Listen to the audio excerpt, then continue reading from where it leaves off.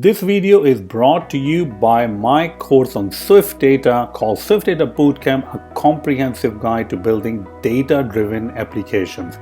Now, this is a 9+ hour course, and I keep on adding some amazing content to it.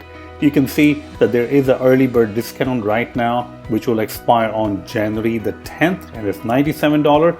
But after that, the price will go up drastically to $197, where you will, in both cases, get lifetime access to the course. Now you can see that the course will start with SwiftUI updates.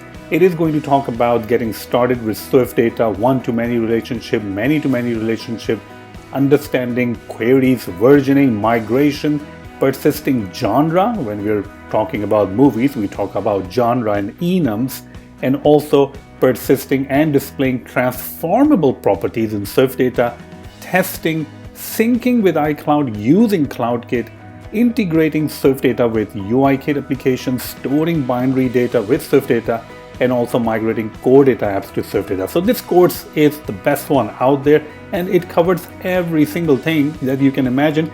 Check out some of the amazing reviews of the course from different users, and make sure to enjoy the course. Now, this is again the best course out there, so go and get it and start building your SwiftData applications.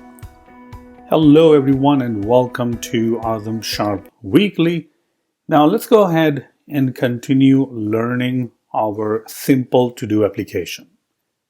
So at this point, we have covered all the CRUD operation, which is create, read, update, and delete. And we also learn about how to perform inline updates or inline editing.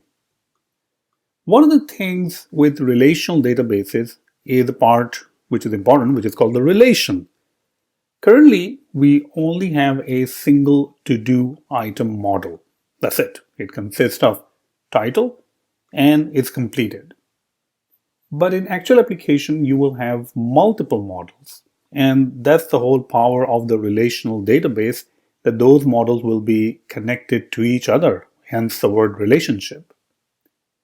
So what we can do is we can add a relationship for our to-do item. Each item has a title, which we already know, and a property called is completed, which can be true or false, it's Boolean. But maybe for each to-do item, we can also have notes. Like if I'm trying to do, let's say, feed the dog, my notes might say something about the food that I'm going to give to the dog, or the frequency that I'm giving the food to the dog, or that I need to go and shopping to get something for the dog. So all of these can be notes. So the relationship between the to-do item and when we create notes will be one-to-many. This means that one single to-do item can have many notes. And a note can belong, or many notes can belong to a single item. So let's go ahead and see that how we can accomplish that. Just like the to-do item, I'm going to go ahead and add a new model. And I'm going to call it note. Since I'm adding a model, we will first of all import SwiftData, because we will need to use the model macro. Next, I'm going to go ahead and create a class, and I'll call it note. We will have to decorate this with the model macro so that this note can be persisted to the database. Currently, the note doesn't really have any properties, so let's go ahead and add a property called title, which will be of type string. Now this is all good. We also need to create initializer. So let's go ahead and create an initializer, which takes in the title. Currently, this note and this to-do item does not really have any relationship. I mean, there are two independent models. The to-do item simply consists of title and is completed, and the note simply consists of the title. But they're not really connected to each other. You can't really say that, oh yeah, one to-do item can have many notes, or many notes can belong to a to-do. So there's no relationship. But not to worry, we can go ahead and add those relationships in SwiftData using the relationship. So you can see over here we have a relationship macro that we can use. And it does come with a lot of different options, but we are going to use a couple of those only. The only one that we're going to use is the delete rule. Now, delete rule is interesting because a delete rule is basically saying that when you delete to-do item, what should happen to the nodes? So let's say that if you had a to-do item called, feed the dog, and there are like 6 nodes associated with that to-do item, what you should do with those nodes when the to-do item is deleted. And in most of the time, and depending on the scenario, since this is one-to-many relationship, when you delete a to-do item, you do want to also delete all the nodes associated with those items. So that is why we're passing in over here delete rule is cascade. Cascade simply means that when you delete the to-do item, all the other relationships or all the other items based on other relationships, like mostly one-to-many, they will also be deleted. So all of these nodes will actually be deleted when you delete the to-do item. But keep in mind that we will only remove or delete the nodes that are part of that particular to-do item, not all the nodes for every to-do item. So now we have this relationship, and that's all you need to do. Now, this relationship is from the to-do item side, which is one-to-many. We have to set up the relationship from the node side point of view also.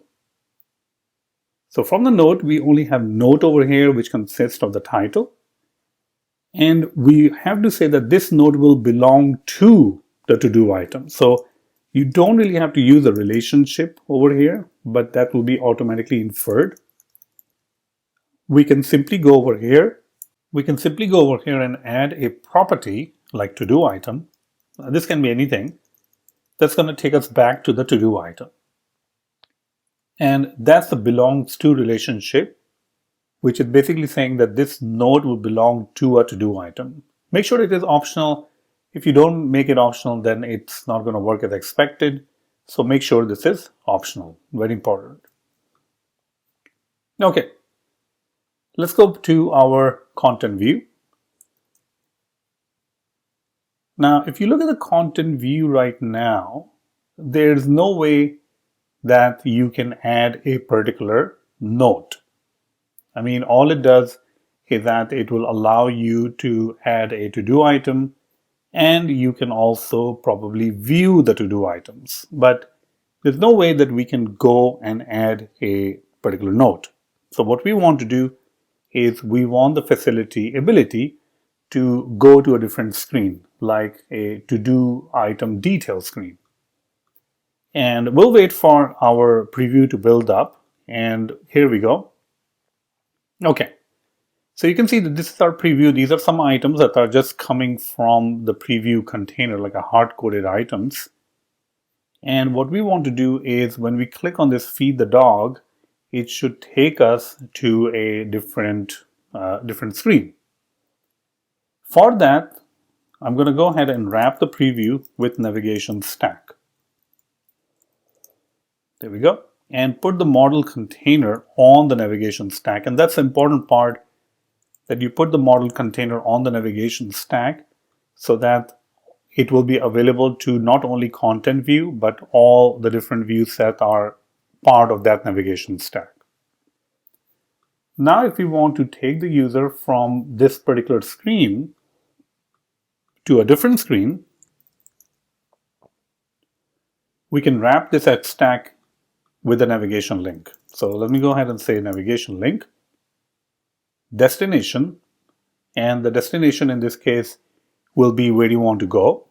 So right now I'm just going to go ahead and pass text over here, and I can say to do item detail screen, and the label is something that the person will see. You will see the label, so that will be the H stack. So I'm just going to put the H stack over here.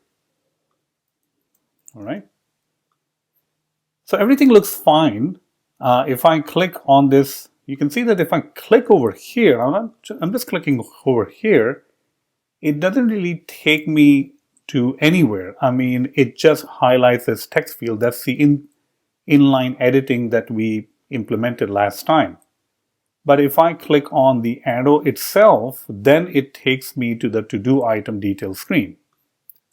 So that's okay, it's working, but I do want it to make sure that we're not clicking all the way on the arrow, but I should be able to just click anywhere over here on, all of this part. And what you can do is simply call fixed size. Fixed size means that this will only occupy the space that it actually needs, and all the other space over here will be empty, so I can go ahead and tap on it and perform a different action. As you can see now, it works. All right. So now we are on the text view, which is to-do item detail screen.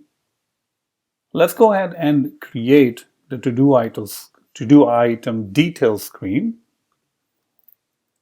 To-do item detail screen. And this is where we will go. All right. So in order to go to the to-do item detail screen, we will need to pass in the selected to-do item. So we can go ahead and say to-do item, and this will be simply your passing to-do item. Now, as soon as you do that, the preview is now going to complain, because the preview is saying that, hey, you got to pass in the to-do item, and you're not really doing anything over here. You're not really passing anything, so you have to pass something. Now, in order to pass a to-do item, I also need to set up the container and model container and all that stuff. So one of the things that you can do in this scenario is use a container presenter pattern to accommodate with all of this stuff. So instead of simply previewing the to-do item details screen like this, what we can do is we can create a container. Now, this particular container that we're creating is just for the preview purposes. It doesn't really it shouldn't be used in the real application when you're running. And you'll see the reason that we are actually doing that. And now I can say to-do item detail screen, and I should be able to pass in something over here. And that's something I can get from our query. All right, like this. Now I can say to-do items, and I can pass in the first item. Back over here in the previews, I'm going to use the navigation stack. In the navigation stack, I can go ahead and create the container and also register the model container for the preview. So this will be the preview data controller.container. The other thing that I want to do is I want to also import SwiftData so that everything can work as expected. And now you can see that by adding a to-do item detail container, we were able to use the query property wrapper or macro. I always get confused, like if these are property wrappers or these are macros. So let's go ahead and see. Okay, so macro, query macro, and we're able to get all the to-do items, and now we can simply pass in the first to-do item to the to-do item detail screen. And just to see that we are actually getting that particular to-do item, you can always change the navigation title. So you can say navigation title, right here, you can say to-do item.title. So that's going to print out the navigation title as the to-do item that is being passed, which is clean the car. Great. So that is working. That is great. The next thing that we want to do is to allow the user to add a particular note.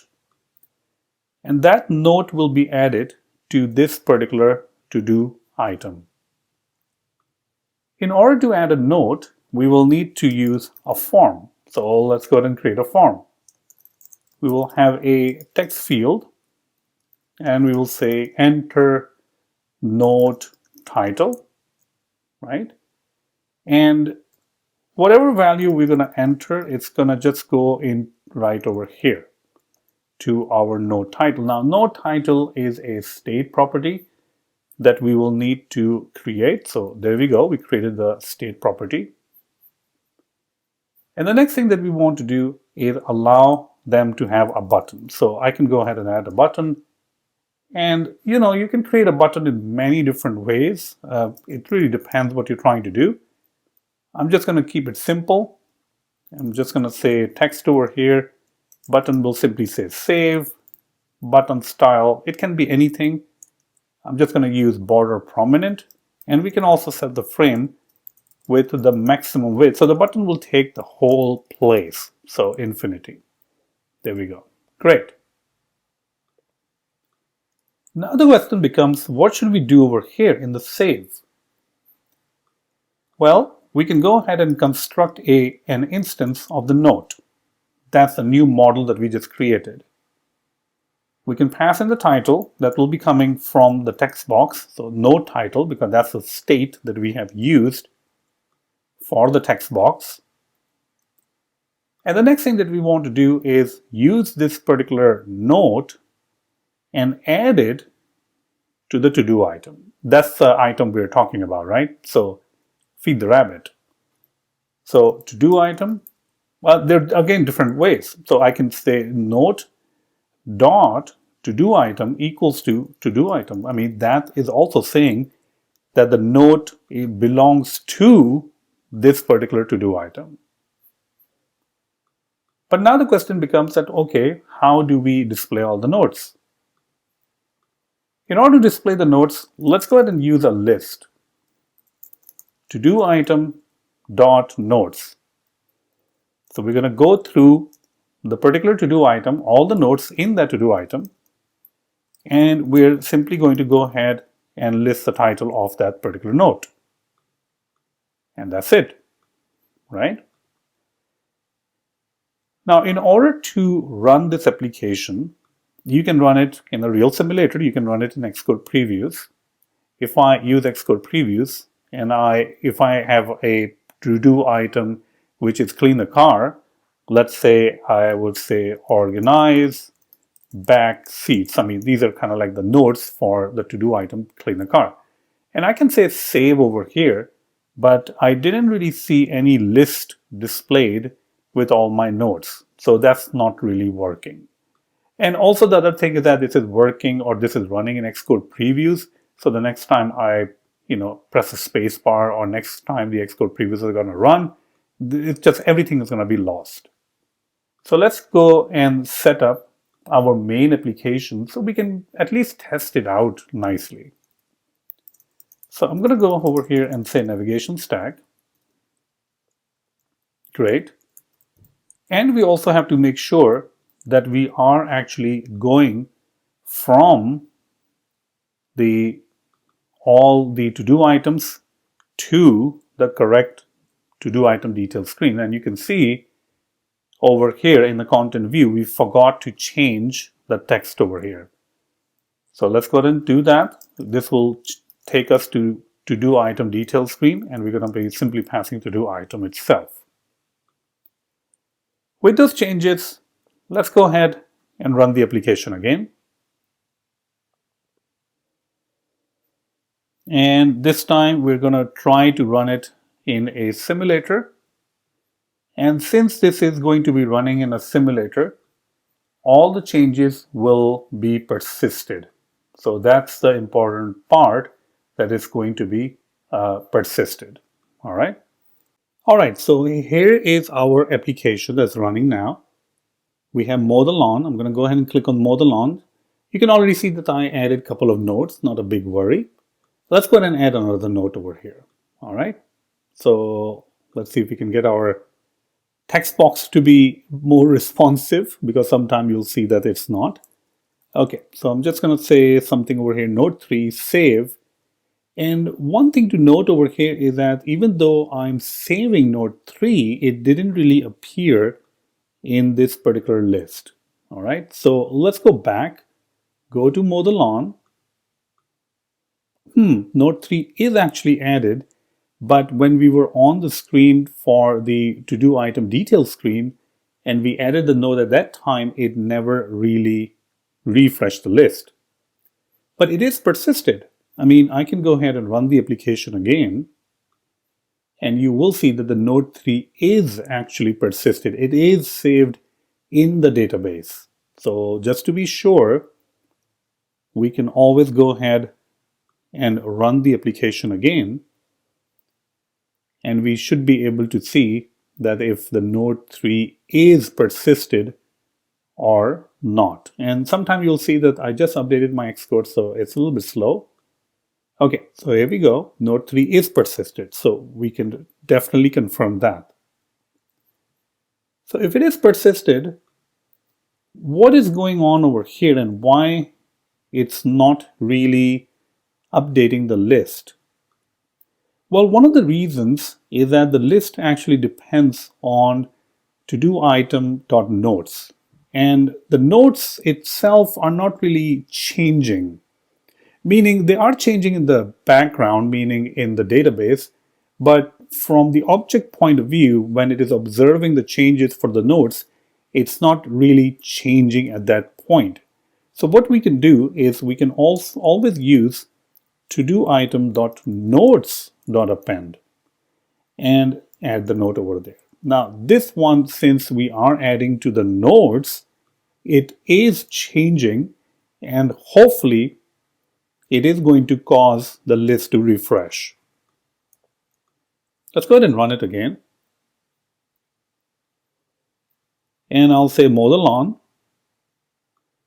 and I'll add a note, note number 4. And there we go. You can definitely see that note 4 is added. Let's go ahead and add note number 5. And now note 5 is added. So this time our list is reflecting what is in the notes because we are actually changing the notes, which is the important part. So there you have it. Now we have created one-to-many relationship where a single to-do item can have multiple notes associated with it.